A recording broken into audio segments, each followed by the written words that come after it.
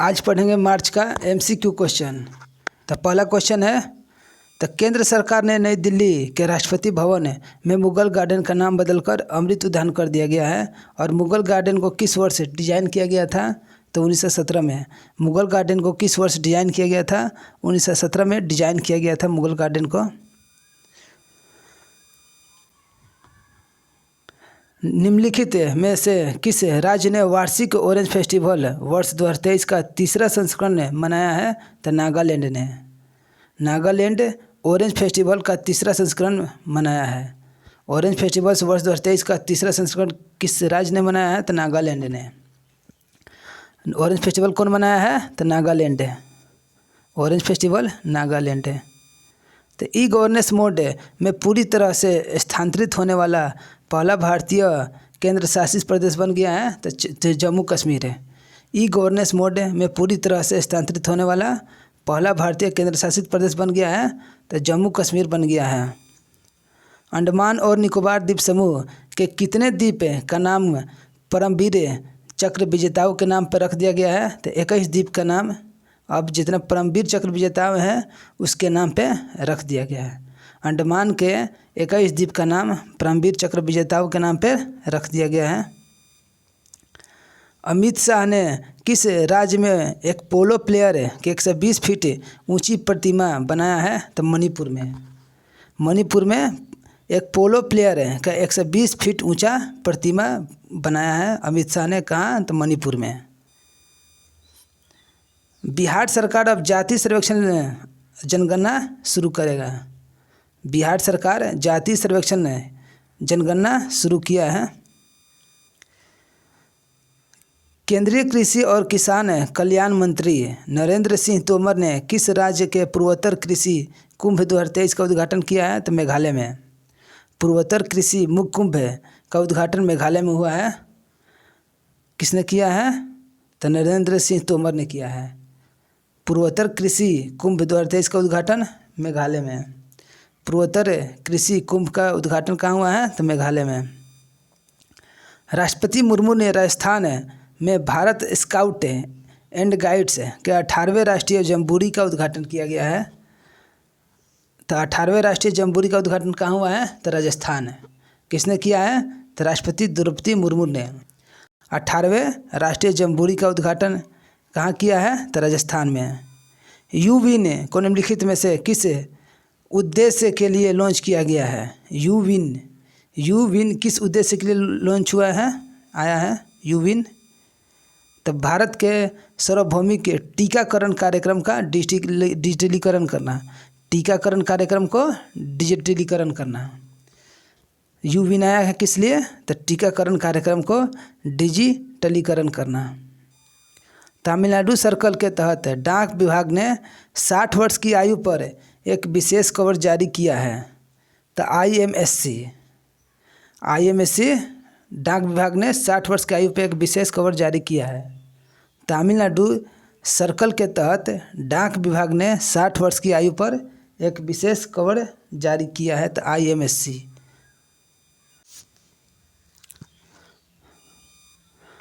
असम के किस ऐतिहासिक स्थल को यूनेस्को की विश्व धरोहर स्थल के लिए नामित किया गया है? तो चराइदेव मैदम यहाँ पर कब्रिस्तान है, शाही परिवार के कब्रिस्तान। इसी को जो है यूनेस्को में शामिल किया गया है। वो कहाँ है? तो चराइदेव मैदम में है, असम में है यह। 15 वर्ष के जितने भी सरकारी वाहन हैं उसका रजिस्ट्रेशन समाप्त होगा। 15 वर्ष से पुरानी जितनी भी सरकारी वाहन है उसका रजिस्ट्रेशन रद्द करेगी सरकार, 15 वर्ष से अगर पुरानी हो तो। BSF की ऊँट टुकड़ी में पहली बार भाग लिया है महिलाओं ने इस 74वां गणतंत्र दिवस में। BSF की ऊँट टुकड़ी पहली बार भाग लिया महिला के 74वां गणतंत्रता दिवस में। किस केंद्र शासित प्रदेश के प्रशासक बनवारी लाल पुरोहित ने जनवरी 2023 में उत्तर भारत की सबसे बड़ी फ्लोटिंग सौर परियोजना का उद्घाटन किया है? तो चंडीगढ़ में उत्तर भारत की सबसे बड़ी फ्लोटिंग सौर परियोजना का उद्घाटन हुआ है। सबसे बड़ी फ्लोटिंग सौर ऊर्जा कहाँ उद्घाटन हुआ है? तो चंडीगढ़ में। ए और दो बी दोनों सही है। तो पहला है भारत का पहला लॉजिस्टिक्स जलमार्ग है और संचार स्कूल अगरतला त्रिपुरा में शुरू होगा। भारत का पहला लॉजिस्टिक्स जलमार्ग है और संचार स्कूल अगरतला त्रिपुरा में शुरू होगा और इस क्षेत्र में प्रतिभाओं के समृद्ध पूल को परिवहन और रसद क्षेत्र में विश्व स्तरीय विशेषज्ञ बनाने में सक्षम बनाना है। केंद्रीय मंत्रिमंडल ने गोवा में मोपा हवाई अड्डा है और इसका नामकरण जो है मनोहर पर्रिकर है। इसका नामकरण जो है मनोहर पर्रिकर के नाम पे कर दिया गया है। मोपा हवाई अड्डा का नाम जो गोवा में है उसका नाम बदलकर मनोहर पर्रिकर के नाम पे कर दिया गया है।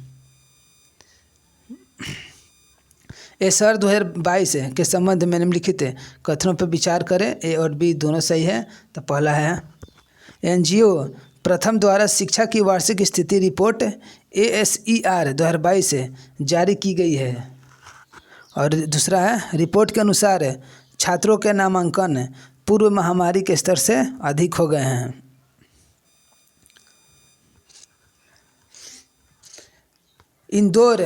इंदौर में जो प्रवासी भारतीय सम्मेलन हुआ उसमें जो मुख्य अतिथि थे मोहम्मद इरफान अली। इंदौर में प्रवासी भारतीय दिवस जो मनाया गया था नरेंद्र मोदी ने उसका उद्घाटन किया। उसमें मुख्य अतिथि थे मोहम्मद इरफान अली। मुख्य अतिथि थे मोहम्मद इरफान अली। किस राज्य ने जाग मिशन के लिए UN habitat world habitat award 2023 जीता है? तो उड़ीसा ने। UN हैबिटेट और वर्ल्ड हैबिटेट अवार्ड 2023 का कौन जीता है? तो Orissa. UN habitat world habitat award 2023 जीता है उड़ीसा ने। UN habitat world habitat award किसने जीता है? तो उड़ीसा ने जीता है। किस रेलवे स्टेशन को प्लेटिनम की उच्चतम रेटिंग के साथ ग्रीन रेलवे स्टेशन प्रमाणन से सम्मानित किया गया है? तो विशाखापट्टनम रेलवे स्टेशन का।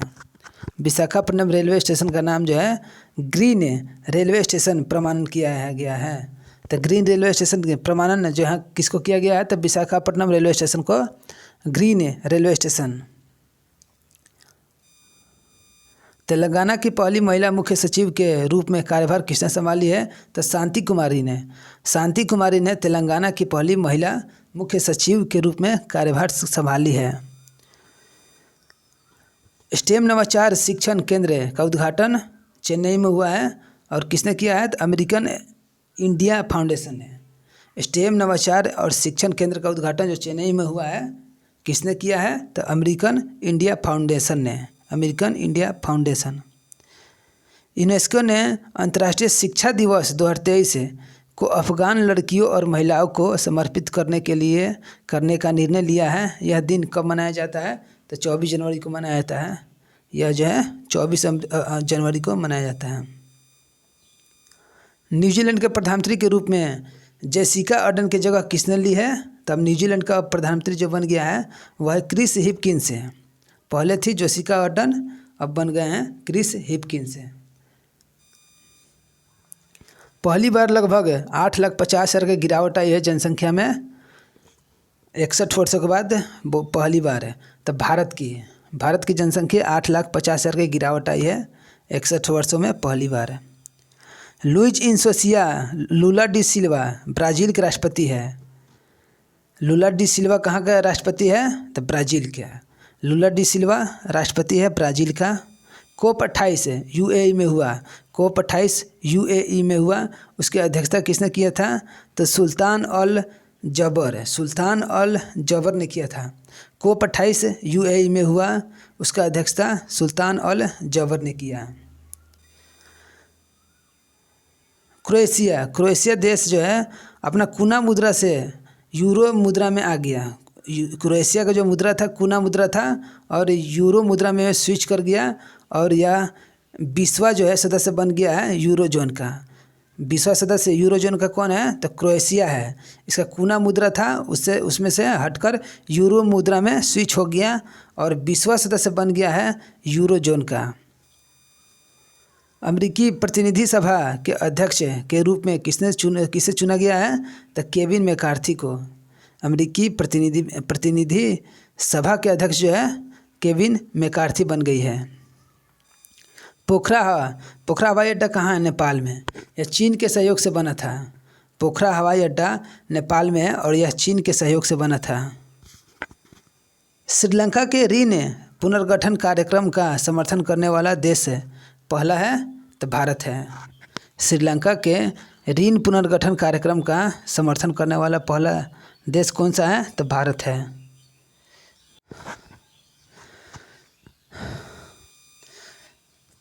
निम्नलिखित में से कौन सा देश स्वदेशी लोगों के लिए नया मंत्रालय बनाता है? तो ब्राज़ील। ब्राज़ील देश स्वदेशी लोगों के लिए नया मंत्रालय बनाता है। ब्राज़ील देश स्वदेशी लोगों के लिए नया मंत्रालय बनाता है। तो ऑस्ट्रेलिया का जो स्कूल है, पब्लिक स्कूल है, वो अब जो है पंजाबी पढ़ाएगा। अब पंजाबी पढ़ाएगा, विषय पंजाबी पढ़ाएगा ऑस्ट्रेलिया में।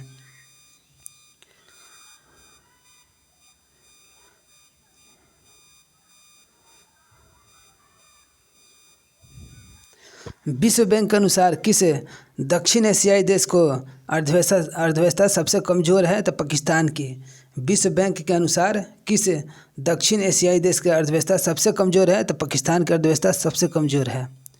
किस देश ने वर्ष 2023 के पहले 6 महीनों के लिए यूरोपीय संघ का परिषद की अध्यक्षता संभालेगा? तो स्वीडन। स्वीडन जो है यूरोपीय संघ का परिषद का अध्यक्षता संभालेगा 6 महीना तक।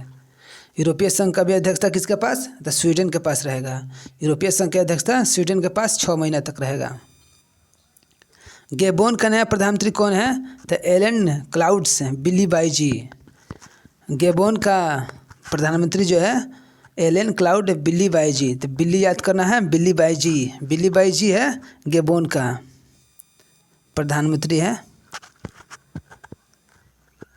तो अवनी चतुर्वेदी वीर गार्जियन में भाग लेने वाली पहली महिला है जो जापान जाएगी।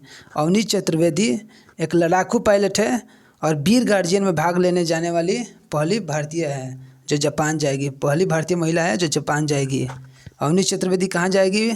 तो जापान जाएगी वीर गार्जियन में भाग लेने।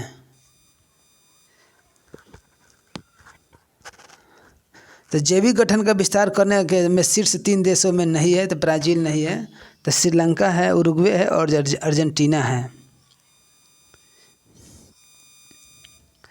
तो जनवरी 2023 में निम्नलिखित में से भारतीय रिजर्व बैंक के डिप्टी गवर्नर में से किसे 15 जनवरी 2023 से 1 वर्ष की अवधि के लिए फरवरी से नियुक्त किया गया था? तो एमडी पात्रा को। किसे नियुक्त किया गया था? एमडी पात्रा को 1 वर्ष के लिए। एक्सिस बैंक भारतीय विज्ञान संस्थान आईआईसी के साथ एक समझौता ज्ञापन किया है। एक्सिस बैंक भारतीय विज्ञान संस्थान के साथ एक समझौता ज्ञापन हस्ताक्षर किया है। किसके लिए? तो गणित और कंप्यूटिंग केंद्र स्थापित करने के लिए। किसके लिए? तो गणित और कंप्यूटिंग केंद्र स्थापित करने के लिए एक्सिस बैंक भारतीय विज्ञान संस्थान के साथ एक समझौता ज्ञापन हस्ताक्षर किया है। और किस लिए? तो गणित और कंप्यूटिंग केंद्र स्थापित करने के लिए। क्वेश्चन नंबर 42, किस राज्य ने स्वयं बैंकिंग सेवा को पूरी तरह से डिजिटल होने वाला देश का पहला राज्य घोषित कर दिया है? तो केरल। केरल राज्य बैंकिंग सेवा में पूरी तरह डिजिटल हो गया है। केरल राज्य बैंकिंग सेवाओं में पूरी तरह से डिजिटल हो गया है। तो किस राज्य को केंद्र से सबसे अधिक जीएसटी मुआवजा मिला है? तो महाराष्ट्र को। महाराष्ट्र को केंद्र से सबसे अधिक जीएसटी का मुआवजा मिला है। किसे मिला है? महाराष्ट्र को जीएसटी में सबसे अधिक मुआवजा केंद्र सरकार की तरफ से है। तो सेबी से ऋण ब्रोकरेज लाइसेंस प्राप्त करने वाला पहला ऑनलाइन बॉन्ड प्लेटफॉर्म प्रदान करता है। तो गोल्डनपी। और सेबी का फुल फॉर्म है तो भारतीय प्रतिभूति और विनिमय बोर्ड है, इसको सेबी कहते हैं। तो गोल्डनपी को पहला लाइसेंस मिला है ऑनलाइन बॉन्ड प्लेटफॉर्म प्रदान करने का। गोल्डनपी को ऋण ब्रोकरेज लाइसेंस प्राप्त करने वाला पहला ऑनलाइन बॉन्ड प्लेटफॉर्म प्रदाता बन गया है। तो केनरा बैंक है, केनरा बैंक जो है पहले जो बाहर जाकर पढ़ता था, पढ़े प्रदेश, उसके तहत सब्सिडी देता था। अब इसको ख़त्म कर दिया गया है, अब सब्सिडी नहीं दिया जाएगा। तो पढ़े जो बाहर जाकर पढ़ते थे उनको सब्सिडी मिलता था। कौन सा बैंक देता था? तो केनरा बैंक है। तो उनका नोडल कौन था? तो केनरा बैंक उनका नोडल था, उनको सब्सिडी देता था। अब जो यह बंद कर दिया गया है। पढ़ो प्रदेश में सब्सिडी केनरा बैंक देता था, अब यह बंद कर दिया गया है।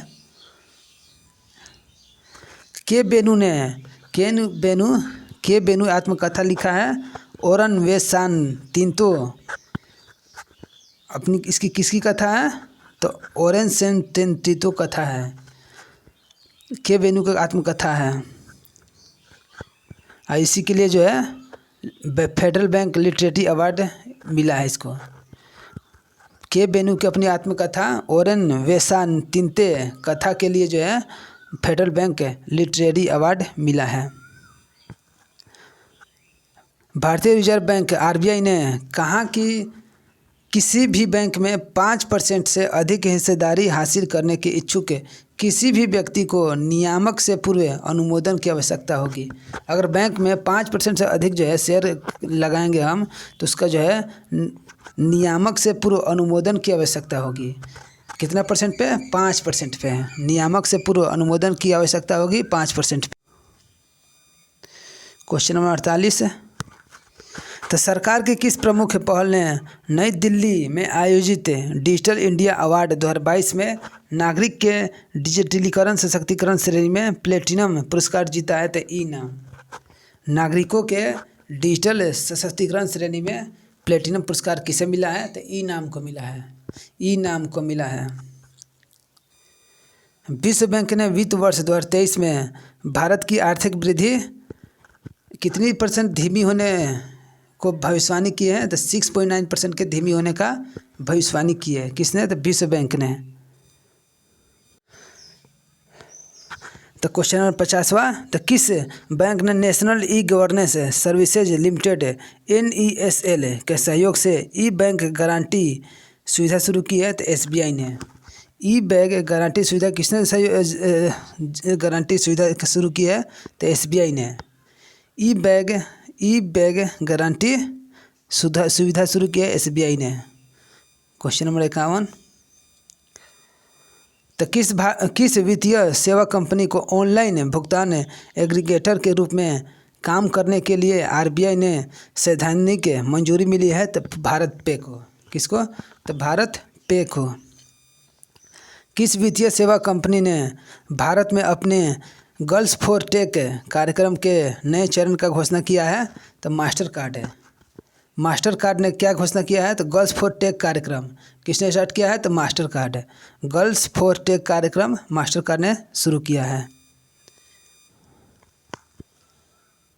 संयुक्त राष्ट्र ने वर्ष 2023 कैलेंडर वर्ष के लिए भारत के विकास पूर्वानुमान के 20 आधार अंकों को घटाकर 5.8% कर दिया। वर्ष 2023-24 के लिए इसका विकास पूर्वानुमान कितना है? तो 60%, 6% है। कितना परसेंट है? तो 6% है। क्वेश्चन नंबर 54 विज्ञान से है। तो केंद्रीय स्वास्थ्य मंत्री कौन है? तभी हंसुख मंडाविया केंद्रीय स्वास्थ्य मंत्री है। इसने जो है भारत बायोटेक इंटरनेशनल लिमिटेड द्वारा विकसित नई दिल्ली में विश्व के पहले इंट्रासेल कोविड-19 वैक्सीन का अनावरण किया है और वैक्सीन को इनोकोवैक नाम दिया गया है। उस वैक्सीन को क्या नाम दिया है? तो इनोकोवैक नाम दिया गया है। कौन सा संवैधानिक निकाय प्रौद्योगिकी और चुनाव अखंडता का उपयोग पर दूसरे अंतर्राष्ट्रीय सम्मेलन की मेजबानी कर रहा है? तो भारतीय निर्वाचन आयोग है। भारतीय निर्वाचन आयोग अंतर्राष्ट्रीय सम्मेलन की मेजबानी कर रहा है। तो भारतीय निर्वाचन आयोग कर रहा है अंतर्राष्ट्रीय सम्मेलन का मेजबानी है। अभी 5वीं श्रेणी का बागीर है जो डीजल इलेक्ट्रिक दोनों से चलेगी। ये 5वीं श्रेणी का INS जो है बागीर जो है डीजल और इलेक्ट्रिक से दोनों से चलेगी। वह जो अब नेवी में कमीशन हो गया है। अभी नेवी में 5वीं श्रेणी का बागीर कमीशन हो गया है, डीजल से भी चलेगी, इलेक्ट्रिक से भी चलेगी। तो रक्षा मंत्रालय ने 4,276 करोड़ की कुल लागत पर Helina anti tank guided missile सहित 3 खरीद प्रस्ताव की मंजूरी दी है। 4,276 करोड़ का। तो कौन सा राज्य जो है मोबाइल गेमर्स के लिए शीर्ष गंतव्य के रूप में उभरा है? तो उत्तर प्रदेश है। तो उत्तर प्रदेश जो है गेमर्स के लिए शीर्ष गंतव्य पे रूप में उभरा है। Question number 59, Tata Boeing aerospace limited TBAL ने भारतीय सेना द्वारा आदेशित 6 AH-64 अपाचे हेलीकॉप्टर के लिए पहला दल वितरित किया गया है। हेलीकॉप्टर है F-64 Apache. Question number 60, Google ने भारत में UPI भुगतान के लिए साउंड पोड बाय गूगल पे लॉन्च किया है। गूगल ने भारत में UPI भुगतान के लिए साउंड पोड बाय गूगल पे लॉन्च किया है। क्वेश्चन नंबर 61, तो भारतीय वैज्ञानिकों ने नासा अंतरिक्ष यान द्वारा रिकॉर्ड किए गए उच्च रिजोल्यूशन इलेक्ट्रिक फील्ड डेटा की मदद से किस ग्रह के मैग्नेटोस्फीयर में एकांत तरंग की पहचान और सूचना दी है? तो मंगल ग्रह, मंगल पे। तो साइक्लोन 1 मिस्र और इंडिया का अभ्यास है। साइक्लोन 1 मिस्र और इंडिया का अभ्यास है, राजस्थान में हुआ था। ए और बी दोनों सही है। तो पहला है, तो राजस्थान सरकार ने राइट टू साइट के उद्देश्य से अंधापन नियंत्रण के लिए एक नीति लागू की है। और दूसरा है, नीति के तहत राजस्थान सरकार सभी सरकारी मेडिकल कॉलेज में अनिवार्य रूप से केराटोप्लास्टी सेंटर और आई बैंक चलाएगी। ए और बी तीनों सही है इसमें। तो ऑनलाइन गेमिंग का भारत का पहला उत्कृष्ट केंद्र COE मार्च 2023 तक मेघालय के शिलोंग में स्थापित होगा। ऑनलाइन गेमिंग का भारत का पहला उत्कृष्ट केंद्र कहाँ होगा उद्घाटन? तो मेघालय के शिलोंग में। ऑनलाइन गेमिंग जो है मेघालय के शिलोंग में स्थापित होगा। और दूसरा है, COE को software technology parks of India के माध्यम से डिजिटल इंडिया स्टार्टअप हब के तहत स्थापित किया जाएगा। और तीसरा है, STPI MEITI को तहत विज्ञान और प्रौद्योगिकी के क्षेत्र में एक स्वायत्त संस्था है। क्वेश्चन नंबर 65, किस मंत्रालय ने लाल किलों के लेन में 6 दिवसीय भारत पर्व का आयोजन किया है? तो पर्यटन मंत्रालय ने। भारत पर्व जो है लाल किलो में 6 दिन तक मनेगा, पर्यटन मंत्रालय ने मनाएगा। लाल किलो के लेन में 6 दिन तक भारत पर्व का आयोजन होगा, पर्यटन मंत्रालय ने मनाया है। क्वेश्चन नंबर 66, खेल खिलाड़ी से है, इंडिया ओपन खिताब किसने जीता है 2023 का? तो विक्टर एक्सेल्सन ने। इंडिया ओपन 2023 का खिताब किसने जीता है? तो विक्टर एक्सेल्सन ने। क्वेश्चन नंबर 67, निम्नलिखित में से कौन सा रणजी ट्रॉफी के इतिहास में पहली ही ओवर में हैट्रिक लेने वाला है? तो जयदेव उनदकट है। रणजी ट्रॉफी में पहली ही ओवर में हैट्रिक लेने वाला है जयदेव उनदकट है। ICC अंडर-19 महिला कप जो है भारत ने जीत गया है। साउथ अफ्रीका में हुआ था, इंग्लैंड को हराकर भारत ने जीत लिया है। सानिया मिर्ज़ा जो है अब टेनिस से संन्यास लेगी। सानिया मिर्ज़ा टेनिस से संन्यास लेने वाली है। एशले गार्डनर जो है कहाँ के खिलाड़ी है? तो न्यूजीलैंड के खिलाड़ी है। और इन्हें ICC महिला प्लेयर ऑफ द मंथ पुरस्कार दिया गया है। इंग्लैंड के खिलाड़ी है। एशले गार्डन इंग्लैंड की खिलाड़ी है और ICC player of the month पुरस्कार जीत गई है। तो इंडिया ओपन बैडमिंटन चैंपियनशिप में महिला एकल फाइनल किसने जीता है? तो ओन सेयांग ने। इंडिया ओपन बैडमिंटन चैंपियनशिप में महिला एकल फाइनल किसने जीता है? तो आन सेओंग ने। आईसीसी का पुरुष T20 I team of the year 2022 में शामिल है विराट कोहली। आई टीम ऑफ द ईयर में 2022 में कौन शामिल है? तो विराट कोहली शामिल है।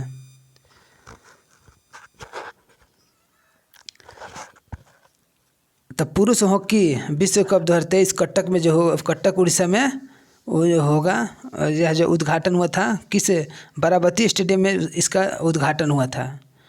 पुरुष हॉकी विश्व कप उड़ीसा में हुआ था और उद्घाटन इसका कटक के सुरामय बाराबती स्टेडियम में शानदार उद्घाटन हुआ था।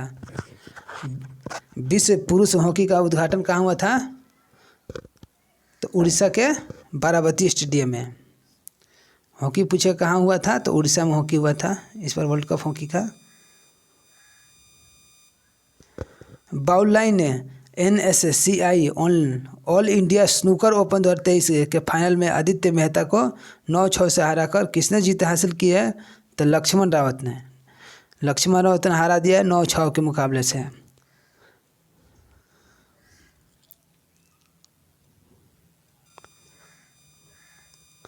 लक्ष्मण रावत ने आदित्य मेहता को हराया है।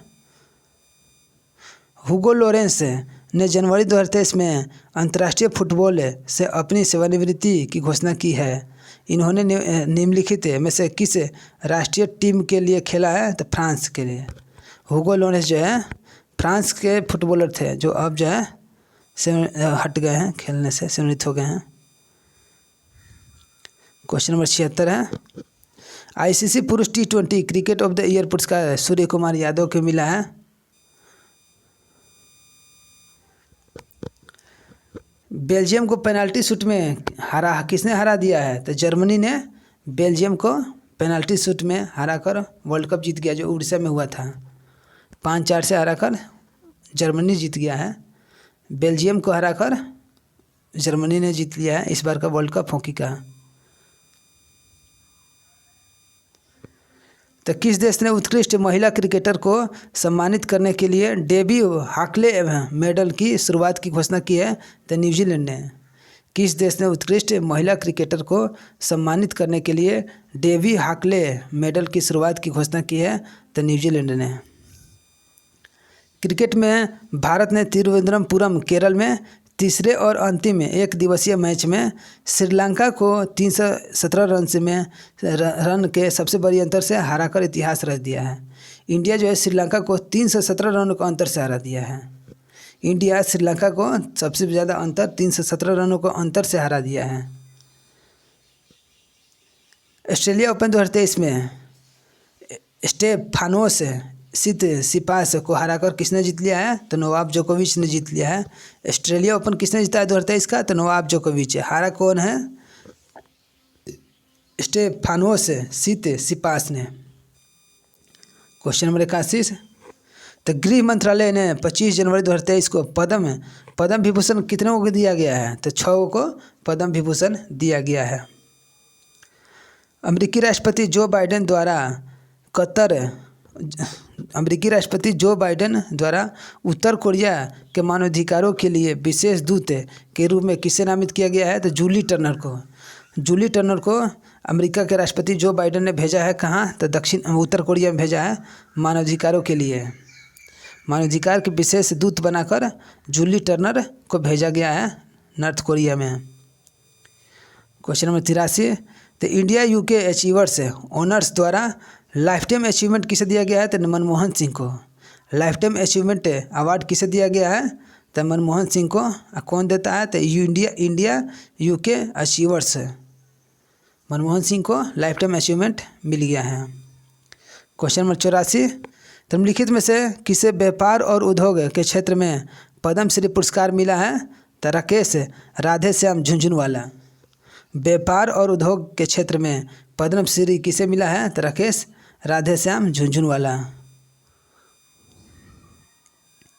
क्वेश्चन नंबर 85 तो कैंसर के इलाज में उनके योगदान के लिए असम राज्य के सर्वोच्च नागरिक पुरस्कार असम वैभव किसे जो है दिया गया है? तो तपन सकैया को। तपन सकैया को कैंसर के योगदान में, कैंसर के इलाज के योगदान के लिए सर्वोच्च नागरिक पुरस्कार दिया गया है।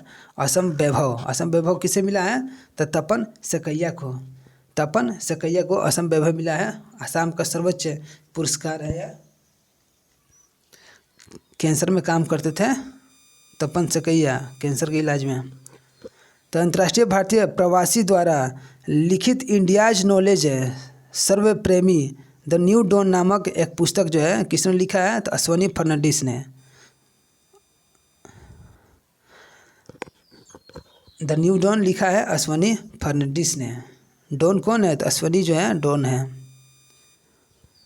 तो Pandit Hariprasad Chaurasia lifetime achievement award से किसे दिया गया है? तो प्रभा अत्रे को। Pandit Hariprasad Chaurasia lifetime award जो है प्रभा अत्रे को दिया गया है। हरिप्रसाद चौरसिया लाइफ टाइम पुरस्कार किसे दिया गया है? तो प्रभा अत्रे को दिया गया है। विज्ञान भवन में इंडियन अचीवर्स अवार्ड में किसे वर्ष 2022 में के सबसे प्रतिष्ठित वैज्ञानिक से सम्मानित किया गया है? तो आर विष्णु प्रसाद है। विज्ञान भवन में इंडियन अचीवर्स अवार्ड में किसे वर्ष 2022 के सबसे प्रतिष्ठित वैज्ञानिक से सम्मानित किया गया है? तो विष्णु प्रसाद को। निम्न प्रख्यात हस्तियों में से किसे पद्म विभूषण मिला है? पद्म विभूषण इनमें से किसे मिला है? तो EMS नंबूदिरीपाद को EMS नंबूदिरीपाद को मिला है। भारतीय सेना दिवस 2023 15 जनवरी को मनता है और यह भारतीय सेना का 75वां वर्षगांठ था। कितनावा था? 75वां, 75वां। 15 जनवरी को सेना दिवस मनता है और इस बार का जो है 75वां था। ORS इसका फुल फॉर्म होता है ओरल रिहाइड्रेशन सॉल्यूशन। ORS का पूरा फुल फॉर्म है ओरल रिहाइड्रेशन सॉल्यूशन। के व्यापक उपयोग का नेतृत्व करने वाले का नाम क्या है जिसने 5 करोड़ से अधिक लोगों की जान बचाई है? तो दिलीप महालनोबिस था। दिलीप महालनोबिस है। नेताजी सुभाष चंद्र बोस जयंती 23 जनवरी को मनता है और इसको पराक्रम दिवस के रूप में मनाते हैं। नेताजी सुभाष चंद्र बोस की जयंती पराक्रम दिवस के रूप में 23 जनवरी को मनाते हैं।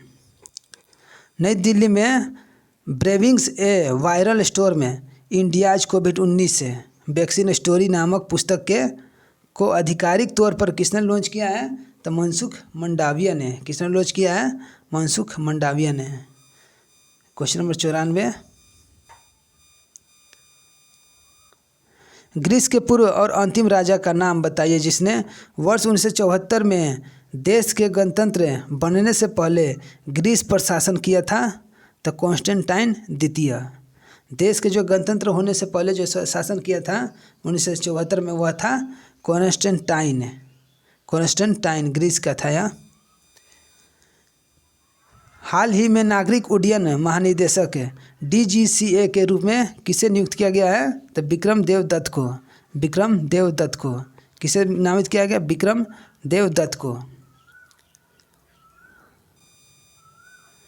Question number 96। तो इस वर्ष के ऑस्कर के लिए जो गाना नामित हुआ था नाटू नाटू और इसको मिल गया है नाटू नाटू का गाना। प्रवासी भारतीय सम्मान पुरस्कार के लिए भारत सरकार द्वारा इस वर्ष कितने प्रवासी भारतीयों को सम्मानित किया गया है? तो 27 को सम्मानित किया गया है। प्रवासी भारतीय सम्मान पुरस्कार के लिए भारत सरकार द्वारा इस वर्ष कितने प्रवासी भारतीयों को सम्मानित किया गया है? तो 27 है। निम्नलिखित में से किसे नासा के नए मुख्य प्रौद्योगिकीविद के रूप में नियुक्त किया गया है? तो AC चरनिया। नासा के नए प्रौद्योगिकीविद कौन है? तो AC चरनिया है। नासा में हर जगह AC लगा हुआ है तो अभी जो है प्रौद्योगिकी वहाँ बन गया है तो AC चरनिया। किसे 2 वर्ष की अवधि के लिए राष्ट्रीय सुरक्षा परिषद में उप राष्ट्रीय सुरक्षा सलाहकार के रूप में नियुक्त किया गया है? तो पंकज कुमार सिंह को। तो किसे 2 वर्ष की अवधि के लिए राष्ट्रीय सुरक्षा परिषद में उप राष्ट्रीय सुरक्षा सलाहकार के रूप में नियुक्त किया गया है? तो पंकज कुमार सिंह को। तो वंदे भारत एक्सप्रेस सबका क्वेश्चन है। तो वंदे भारत एक्सप्रेस से संबंधित खबरों में रहा न्यू जलपाईगुड़ी किस राज्य से संबंधित है? तो पश्चिम बंगाल से है। न्यू जलपाईगुड़ी कहाँ है? तो पश्चिम बंगाल में है। तो ये 100 करंट अफेयर क्वेश्चन जो है ख़त्म होता है। ये करंट अफेयर .com बुक का है क्वेश्चन।